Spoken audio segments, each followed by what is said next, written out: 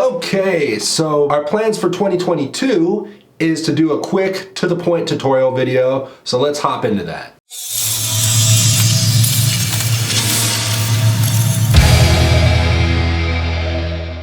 We're going to delete the default cube by hitting Control X, and then after that, hit Shift A and select a sphere. Now we're going to scale it down. We'll go to the X-axis, hit Tab for edit mode, and then we'll X-ray that sucker and select the faces, and it helps selecting the other faces on the opposite side. That way you get a more proportionate drone. We'll extrude along normals, then intrude or inset faces, whatever you want to call it. Then we'll extrude again, and let's go along the Y-axis and select faces on the front. No X-ray this time, and inset the face, then extrude it back, and then Alt left click, extrude the edges too. We'll get behind the drone and back that ass up by moving the red arrow and move it down slightly. Alt left click the top and extrude down. On the back of the drone, we'll inset, extrude, and repeat around the edges. We'll go underneath, Alt left click, and extrude underneath. Are we finished now? Nope, not quite. Textures! Click on the circle on the bottom. The general texture will be white.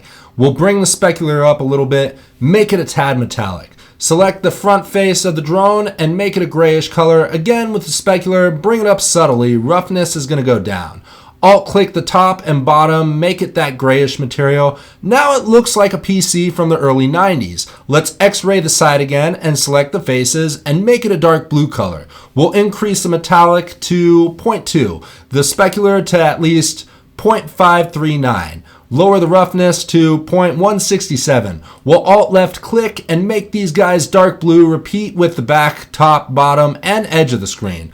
On the inside edge of the screen, we're going to choose a neon blue emission texture and keep Alt left clicking outer or inner edges to apply the same emission.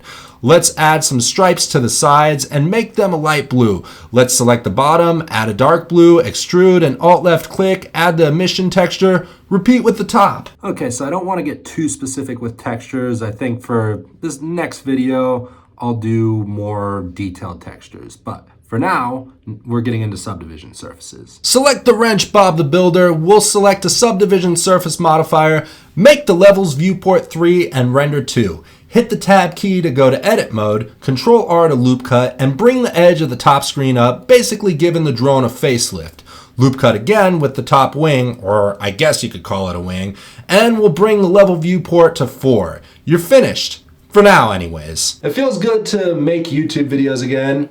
I just wanted to do a fun, simple, quick tutorial for you all to check out. Hopefully you learned something. Leave comments below. Don't forget to like and subscribe. And I will see you guys in the next video. I promise, this one won't take 7 months. See you next time.